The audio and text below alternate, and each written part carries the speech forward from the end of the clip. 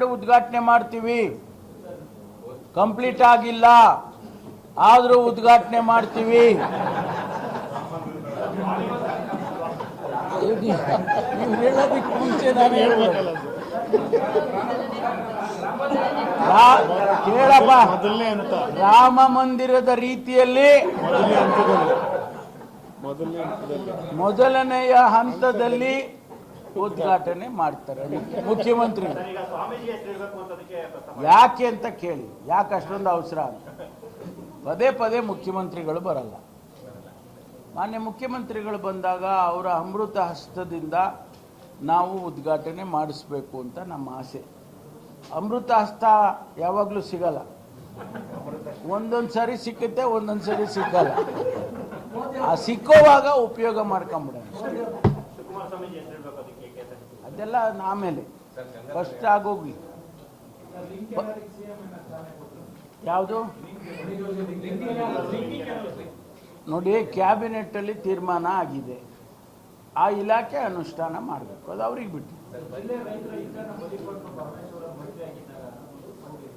ಯಾರನ್ನು ನಾನು ಇಲ್ಲಿ ತನಕ ಬಲಿ ಮಾಡಿಲ್ಲ, ಯಾರನ್ನು ನಾನು ಬಲಿ ಮಾಡಿಲ್ಲ.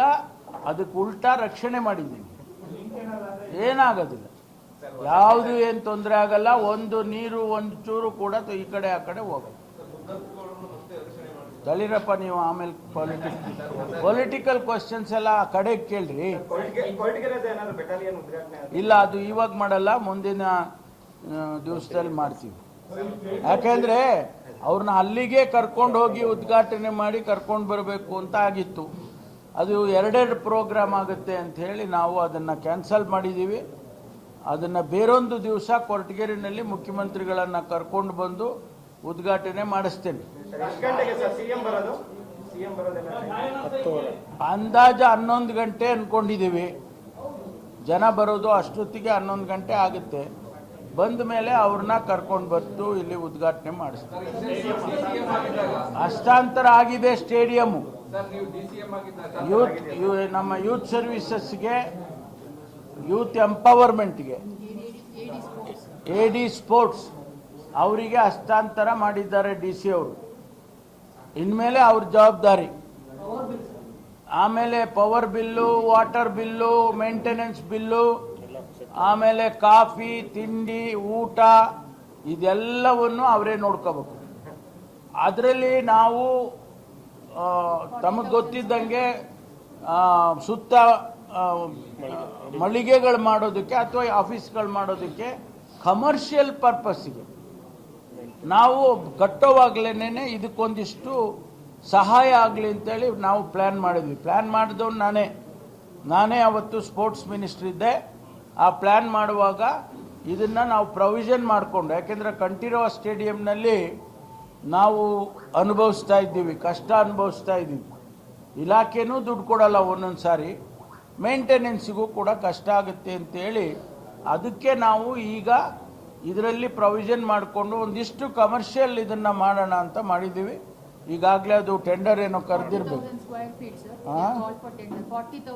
40,000 ಸ್ಕ್ವೇರ್ ಫೀಟ್ ಟೆಂಡರ್ನ ಕರೆದಿದ್ದಾರೆ. ನೀವ್ಯಾರಾದರೂ ಭಾಗವಹಿಸಂಗಿದ್ರೆ, ನಿಮಗೆ ಆಫೀಸ್ಗಳು ಬೇಕಾದರೆ, ಹೌದ್ರಿ, ನಿಮ್ಗೆ ಗೊತ್ತಾಗಲ್ಲ, ಕಚೇರಿ ಬೇಕಾದರೆ, ಆಫೀಸ್ ಬೇಕಾದರೆ ನಿಮಗೆ ಆ ಟೆಂಡರ್ನಲ್ಲಿ ಭಾಗವಹಿಸಿ. ಇದು ನಿಮಗೆ ಭಾಳ ಅದೃಷ್ಟ, ನಿಮ್ಮದು ಇಂಥದ್ದು ಸಿಗೋದಿಲ್ಲ. ಹೇಳಿದ್ದೀನಿ ನೋಡಿ, ನಾಳೆ ಆಮೇಲೆ ನಿಮಗೆ ಬೇಕು ಅಂದರೂ ಸಿಕ್ಕಲ್ಲ. ತುಮಕೂರಲ್ಲಿ ಮುಂದಿನ ದಿನಗಳಲ್ಲಿ ಹೆಂಗೆ ಹೋಗುತ್ತೆ ರೇಟ್ ಅಂತ ಗೊತ್ತಿಲ್ಲ ನಿಮಗೆ. ಆದ್ದರಿಂದ ನಾವು ಜಾಗ ಕೊಡ್ತೀವಿ. ಕಾಂಗ್ರೆಸ್ ಆಫೀಸ್ನು, ಜನತಾದಳ ಆಫೀಸು, BJP ಆಫೀಸು, ಅವರು ಬಿಲ್ಡಿಂಗಿಗೆ ರೆಂಟ್ ಕೊಟ್ಟು ತಗೊಂಡವ್ರು ಮಾಡ್ಕೊಳ್ಳಿ. ನಮ್ದೇನು ನಮಗೆ ಬೇಕಾಗಿರೋದು ರೆಂಟ್ ಸ್ವಾಮಿ. ನೋಡಿ, ರಾಜಕೀಯ ಆಗಲಿ ಏನಂತೆ. It is not an anti law, anti social activity. ರಾಜಕೀಯ is not anti social activity. It is accepted.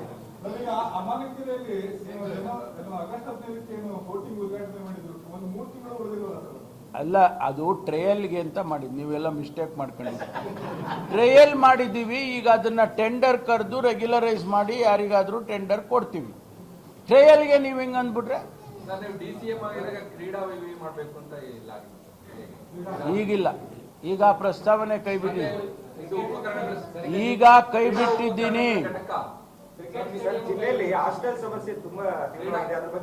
ಮೂರು ಹಾಸ್ಟೆಲ್ ಈಗ ಸ್ಯಾಂಕ್ಷನ್ ಮಾಡಿದ್ದೀವಿ. ಇನ್ನೂ ಕೂಡ ಈ ಬಡ್ಜೆಟ್ನಲ್ಲಿ ನೋಡೋಣ ಯಾವ ರೀತಿ ಹಣ ಒದಗಿಸ್ತಾರೆ ಮುಖ್ಯಮಂತ್ರಿಗಳು ಅಂತ ನೋಡಿಕೊಂಡು ಮಾಡ್ತೀವಿ. ಆತ್ಮಹತ್ಯೆ ಮಾಡ್ಕೊತಾ ಇದ್ದಾರೆ. ಮೊನ್ನೆ ಇಲ್ಲ ಯಾರು ವಿದ್ಯಾರ್ಥಿಗಳು ಹಾಸ್ಟೆಲ್ ಆತ್ಮಹತ್ಯೆ ಮಾಡ್ಕೊಂಡ್ರು. ಮೊನ್ನೆ ಬಾಲ್ ಮಂದಿರದಲ್ಲಿ ಒಂದು ಹುಡುಗಿ ಆತ್ಮಹತ್ಯೆ, ಈ ತರ ಪ್ರಕರಣಗಳು ಮರುಕಳಿಸ್ತಾ ಇದೆ. ಇಲ್ಲ, ನಾವು ಕಟ್ಟುನಿಟ್ಟಾಗಿ ಇಲಾಖೆಯವರಿಗೆ ಸೂಚನೆ ಕೊಟ್ಟಿದ್ದೇವೆ. ಮಾನ್ಯ ಮಂತ್ರಿಗಳು ಶಿವರಾಜ್ ತಂಗಡಗಿಯವರು, ಮಾನ್ಯ ಮಂತ್ರಿಗಳಾದ ಮಹದೇವಪ್ಪನವರು ವಿಶೇಷವಾಗಿ ಇದ್ರ ಬಗ್ಗೆ ಗಮನ ಹರಿಸಿ ಸೂಚನೆಗಳು ಕೊಟ್ಟಿದ್ದಾರೆ. ಅದಕ್ಕೆ ಏನು ಬೇಕು ಅನ್ನೋದನ್ನು ಕ್ರಮ ಮಾಡ್ತಾರೆ. ನಮ್ಮ ಜಿಲ್ಲೆಯಲ್ಲಿ ನಮ್ಮ DC ಅವರು ಇರ್ಬೋದು, CEO ಇರ್ಬೋದು, ಮತ್ತು ಅದಕ್ಕೆ ಸಂಬಂಧಪಟ್ಟ ಅಧಿಕಾರಿಗಳಿದ್ದಾರೆ, ಸೋಷಿಯಲ್ ವೆಲ್ಫೇರು, ಬ್ಯಾಕ್ವರ್ಡ್ ಕ್ಲಾಸು, ಅವರಿಗೆ ನಾನು ಕೂಡ ಎಚ್ಚರಿಕೆ ಕೊಟ್ಟಿದ್ದೇನೆ. ನೀವು ಹಾಸ್ಟೆಲ್ಗಳನ್ನು ಭಾಳ ಪರಿಣಾಮಕಾರಿಯಾಗಿ ಮಾಡಿಸ್ಬೇಕು, ಮಕ್ಕಳಿಗೆ ಯಾವುದೇ ರೀತಿಯಲ್ಲಿ ತೊಂದರೆ ಆಗಬಾರ್ದು ಅಂತ ಹೇಳಿ ಅವ್ರಿಗೆ ಸೂಚನೆ ನಾನು ಕೊಟ್ಟಿದ್ದೇನೆ.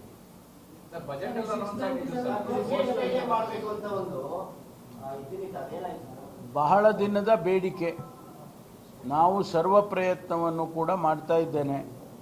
ನಮಗೆ ಇಲ್ಲಿ ಎಂಥ ನರಸಯ್ಯನ ಕೆರೆ, ಅದು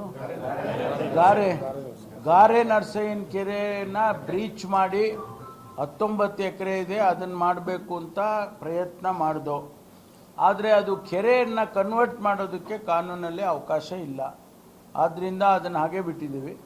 ಬೇರೆ ಪಕ್ಕದಲ್ಲಿ ಎಲ್ಲಾದರೂ ಕೂಡ ಒಂದು 25 ಎಕರೆಯನ್ನು ನೋಡಬೇಕು ಅಂತೇಳಿ ಮೊನ್ನೆ ಕೂಡ ನಾನು ನೋಡ್ಕೊಂಡು ಬಂದಿದ್ದೇನೆ. ಒಂದು 2 ಕಡೆ ಅದನ್ನು KSCNವರಿಗೆ ತಿಳಿಸಿದ ಮೇಲೆ ಅವರು ಅಕ್ಸೆಪ್ಟಬಿಲಿಟಿ ಕೊಟ್ಟರೆ, ಯಾಕೆಂದರೆ ಹಣ ಹಾಕೋರು ಅವರು, ಸ್ಟೇಡಿಯಂ ಕಟ್ಟೋರು ಅವರು, ನಡೆಸೋರು ಅವರು, ಅದಕ್ಕೋಸ್ಕರ ಅವರ ಅನುಮತಿ ಮೇಲೆ ಅದನ್ನು ಅವ್ರಿಗೆ ತೋರಿಸಿದ ಮೇಲೆ ನಾವು ತೀರ್ಮಾನ ಮಾಡ್ತೀವಿ.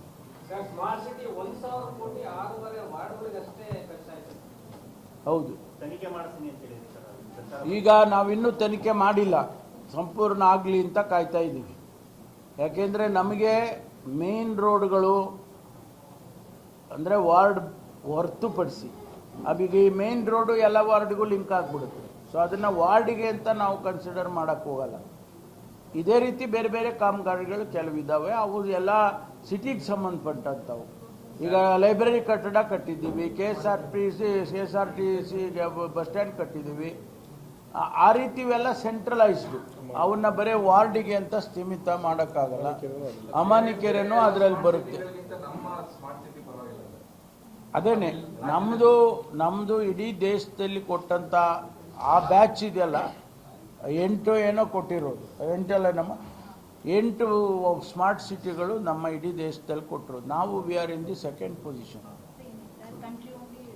ಅದೇ ಇಡೀ ದೇಶದಲ್ಲಿ ನಾವು 2nd ಪೊಸಿಷನಲ್ಲಿ ಇದ್ದೀವಿ. ಅಂದರೆ ಇನ್ನು ಯೋಚನೆ ಮಾಡಿ ಬೇರೆಯವರೆಲ್ಲ ಹೆಂಗಿದ್ದಾರೆ ಅಂತ.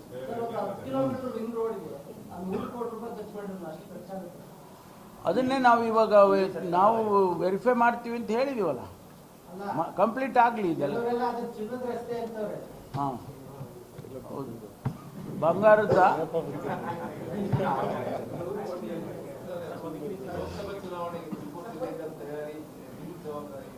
ಹೌದು ಇದೆ.